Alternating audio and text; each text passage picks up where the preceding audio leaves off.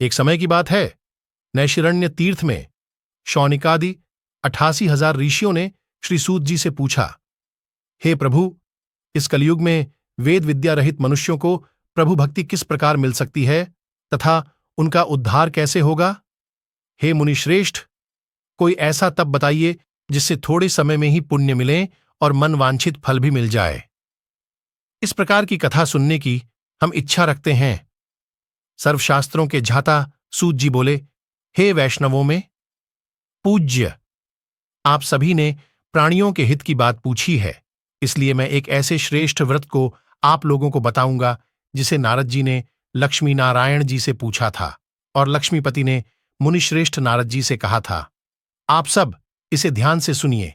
एक समय की बात है, योगीराज नारद जी दूसरों के हित की इच्छा लिए अनेकों लोकों में घूमते हुए मृत्युलोक में आ पहुंचे। यहां उन्होंने अनेक योनियों में जन्मे प्राय सभी मनुष्यों को अपने कर्मों द्वारा अनेकों दुखों से पीड़ित देखा। उनका दुख देख नारद जी सोचने लगे कि कैसा यत्न किया जाए जिसके करने से निश्चित रूप से मानव के दुखों का अंत हो जाए। इसी विचार पर मनन करते हुए वह विष्णुलोक में गए। वहां वह देवों के ईश भगवान नारायण की स्तुति करने लगे, जिनके हाथों में शंख, चक्र, गदा और पद्म थे, गले में वरमाला पहने हुए थे। स्तुति करते हुए नारद जी बोले, हे भगवान, आप अत्यंत शक्ति से संपन्न हैं। मन तथा वाणी भी आपको नहीं पा सकती हैं। आपका आदि, मध्य तथा अंत नहीं है। निर्गुण स्वरूप सृष्टि के कारण भक्तों के दुख को दूर करने वाले आपको मेरा नमस्कार है। नारद जी की स्तुति सुन विष्णु भगवान बोले, हे मुनिश्रेष्ठ, आपके मन में क्या बात है? आप किस काम के लिए पधारे हैं? उसे निसंकोच कहो।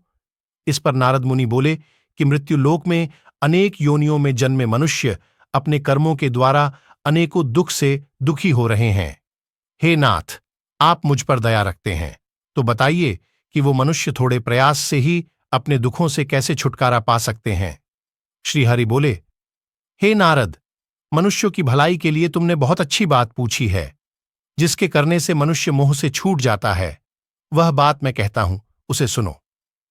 स्वर्गलोक व मृत्युलोक दोनों में एक दुर्लभ उत्तम व्रत है जो पुण्य देने वाला है।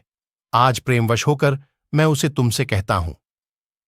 श्री सत्यनारायण भगवान का यह व्रत अच्छी तरह विधान पूर्वक करके मनुष्य तुरंत ही यहां सुख भोग कर मरने पर मोक्ष पाता है। श्रीहरि के वचन सुन नारद जी बोले कि उस व्रत का फल क्या है और उसका विधान क्या है? ये व्रत किसने किया था? इस व्रत को किस दिन करना चाहिए? सभी कुछ विस्तार से बताएं। नारद की बात सुनकर श्रीहरि बोले, दुहक व शोक को दूर करने वाला यह व्रत सभी स्थानों पर विजय दिलाने वाला है। मानव को भक्ति व श्रद्धा के साथ शाम को श्री सत्यनारायण की पूजा धर्मपरायण होकर ब्राह्मणों व बंधुओं के साथ करनी चाहिए। भक्तिभाव से ही नैवेद्य, केले का फल, घी, दूध और गेहूंों का आटा सवाया लें। गेहूं के स्थान पर साठी का आटा, शक्कर तथा गुड़ लेकर वह सभी भक्षण योग्य पदार्थों को मिलाकर भगवान का भोग लगाएं। ब्राह्मणों सहित बंधु बांधवों को भी भोजन कराएं। उसके बाद स्वयं भोजन करें। भजन कीर्तन के साथ भगवान की भक्ति में लीन हो जाएं। इस तरह से सत्यनारायण भगवान का यह व्रत करने पर मनुष्य की सारी इच्छाएं निश्चित रूप से पूरी होती हैं। इस कलिकाल अर्थात कलियुग में मृत्युलोक में मोक्ष का यही एक सरल उपाय बताया गया है। इति श्री सत्यनारायण व्रत कथा का प्रथम अध्याय संपूर्ण।